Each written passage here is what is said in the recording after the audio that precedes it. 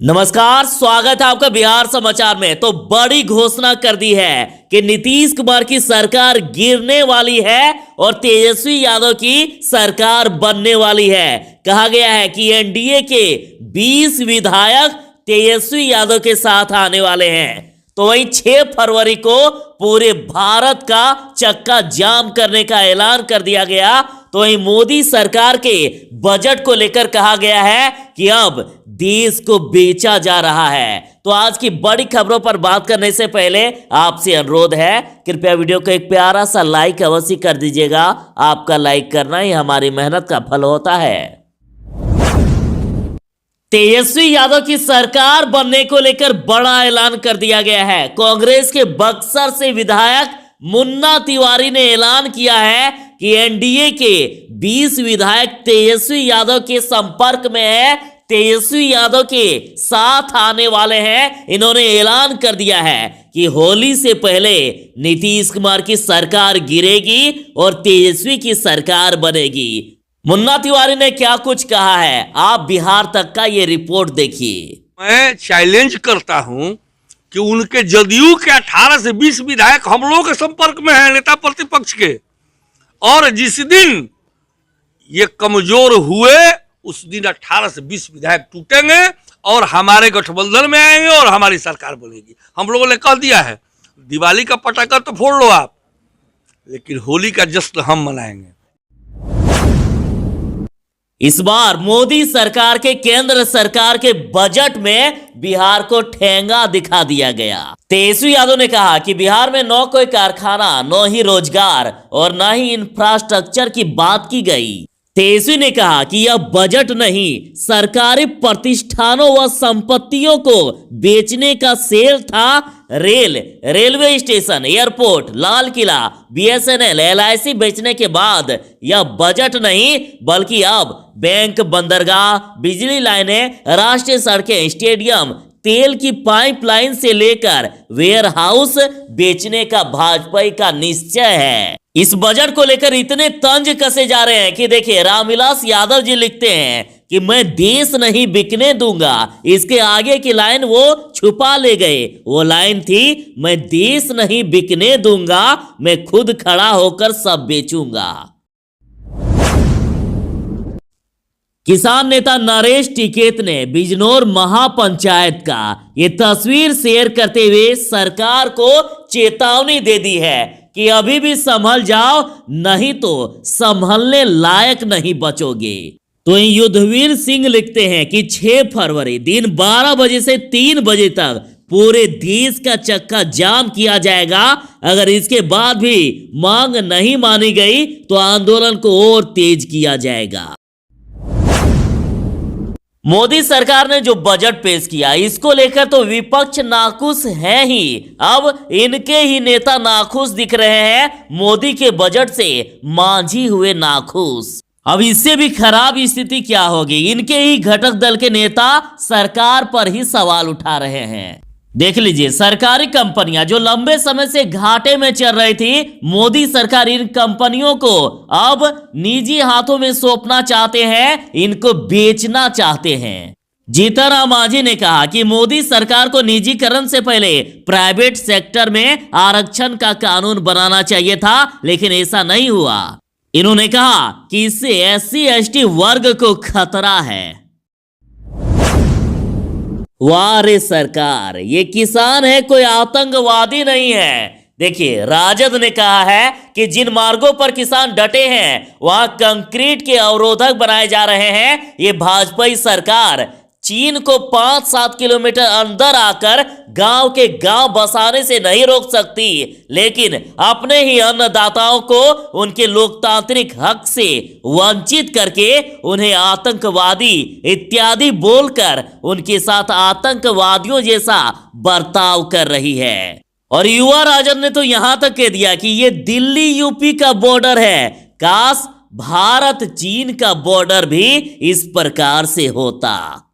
आप देखिए किस प्रकार से बॉर्डर को बना दिया गया है। और आप ये गाजीपुर बॉर्डर का ये नजारा देख सकते हैं कि किस प्रकार से पुलिस बल तैनात कर दिया गया है।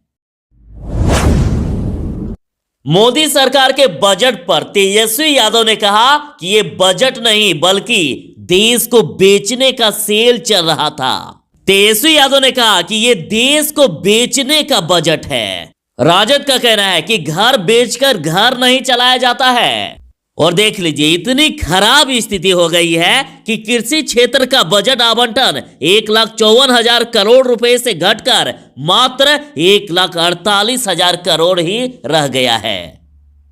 और वित्त मंत्री ने BPCL, air India, SCI, CCI, IDBI, BEML, Pawan Hans के निजीकरण का ऐलान कर दिया है। इनको बेचने का ऐलान कर दिया। तेजस्वी यादव ने कहा कि इस बार बिहार को ठगने का काम किया गया है।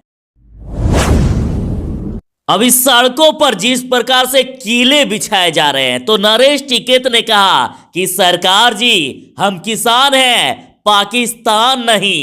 ये कीले गाड़ के कौन सा किला बना रही है सरकार? आप देखिए गाजीपुर बॉर्डर के चारों तरफ किस प्रकार से लोहे के कीले सड़कों पर घुसाए जा रहे हैं। आप इन तस्वीरों में देख सकते हैं। सड़कों को खोद खोद के लोहे के कीले बिछाए जा रहे हैं। तो इतना तो क्लियर है कि इन लोहे के किलों से ट्रैक्टर नहीं पार हो सकता। तो देखिए, एक ट्विटर यूजर लिखते हैं कि ऐसा लग रहा है कि अब ट्रैक्टर परेड की जगह रोड रोलर परेड लाना पड़ेगा। रोड रोलर तो इसमें पार हो ही जाएगा ना। बिहार में सरस्वती पूजा को लेकर गाइडलाइन जारी कर दी है। इस बार नए नियम लागू होंगे। इस बार सरस्वती पूजा शांतिपूर्ण तरीके से मनाया जाएगा। कहा गया है कि पूजा के दौरान डीजे बजाने पर पूर्ण प्रतिबंध रहेगा। पूजा के दौरान भजन कीर्तन का गायन ही साधारण यंत्र के साथ कराया जाना है। यदि कहीं डीजे बजाने का प्रयास किया गया तो कानूनन कार्रवाई भी किया जाएगा। और यह भी कहा गया है कि सभी पूजा समिति के सदस्य 17 फरवरी को प्रतिमा विसर्जन करना होगा और ऐसा नहीं करने वालों पर कार्रवाई किया जाएगा। बंगाल चुनाव में बीजेपी को हराने के लिए तेजस्वी यादव के 2 नेता गए थे ममता बनर्जी से मिलने के लिए, बात करने के लिए। खैर, ममता बनर्जी से मुलाकात नहीं हो पाई, लेकिन उनके भतीजे अभिषेक बनर्जी से अब्दुल बारी सिद्दीकी और श्याम रजक ने मुलाकात किया। और अभिषेक बनर्जी ने यहां तक कह दिया कि वे अब तेजस्वी यादव से भी बात करेंगे। और तेजस्वी यादव के दोनों नेताओं के द्वारा यह कहा गया कि बातचीत काफी सकारात्मक रही। यहां तक कहा गया कि इस बातचीत में दोनों पार्टियों ने इस बात पर सहमति जता दी है कि बीजेपी को हराने के लिए साझा रणनीति बना लेनी चाहिए। तो बंगाल में बीजेपी को हराने के लिए तैयार है तेजस्वी। बिना शर्त जदयू में शामिल होने को तैयार उपेंद्र कुशवाहा। वशिष्ठ नारायण सिंह ने बड़ा दावा कर दिया।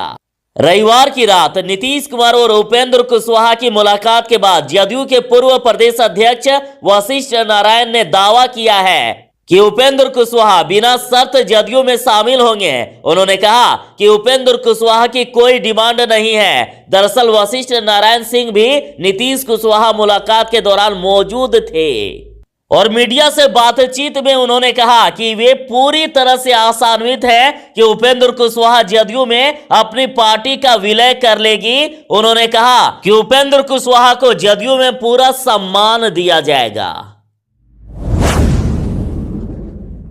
आरजेडी नेता रविंदर राय का कहना है कि आप जानते हैं कि नीतीश सरकार के निकम्मेपन के कारण बिहार में अब मुर्दे, रिटायर और गुमनाम शिक्षक भी इंटरमीडिएट का एग्जाम लेंगे। इन्होंने कहा कि आत्ममुग्ध नीतीश कुमार जी ने विगत 16 वर्षों में मीठा जहर देकर बिहार की शिक्षा व्यवस्था का निर्ममता से कत्ल किया है। तो तेजस्वी यादव ने कहा कि सरकार का ईमान मर चुका है, इसलिए मुर्दा हो चुकी सरकार खोज रहे हैं मुर्दे। दरअसल सरकार की लापरवाही देखिए, इंटरमीडिएट की परीक्षा में मर गए हैं जो मृत, रिटायर और गुमनाम शिक्षकों की भी ड्यूटी लगा दी है। और विभाग द्वारा जो पत्र जारी हुआ इसमें इसका खुलासा हुआ। अब देख लीजिए बिहार में किस प्रकार से दिन दहाड़े अपराध हो रहे हैं। सुपौल में अपराधियों ने एटीएम वैन को ही लूट लिया, 45 लाख रुपए लूट लिए और साथ ही दिन दहाड़े अपराधियों ने गार्ड को भी गोली मार दी। खबर है सुपौल के जदिया से और यहां दिन दहाड़े हुई अपराध से दहशत का माहौल। और आरजेडी ईस्ट चंपारण ने तो यहां तक कह दिया कि हत्याओं का खेल, अपराध रेलम पेल, नीतीश सरकार सुशासन में फेल। तो क्या साहब, आखिर कब रुकेगा ऐसे अपराध? ऐसे दिन दहाड़े अपराध होने लगे तो आखिर बिहार के लोग जिएंगे कैसे? पप्पू यादव ने बजट को बताया थकाओ, पकाओ, उबाओ और बिकाओ। तो देख लीजिए, केंद्र सरकार ने जो बजट पेश किया है उसके अनुसार पेट्रोल पर 2.5 रुपए और डीजल पर 4 रुपए सेस बढ़ा दिया गया है। जहां अंतर्राष्ट्रीय बाजार में आज कच्चे तेल की कीमत कम है, घट गई है कीमत, लेकिन भारत की बात करें तो लगातार बढ़ाए जा रहा है। पप्पू यादव ने कहा कि ये देश में मिडिल क्लास की कमर तोड़ने जैसा है। पप्पू यादव ने कहा एकदम बेकार, लूट को तैयार बजट है। इन्होंने कहा कि बीजेपी का बजट मतलब भारत को बेचने का प्लान, कुछ नहीं सूझ रहा है तो एलआईसी को बेचने का कर दिया ऐलान।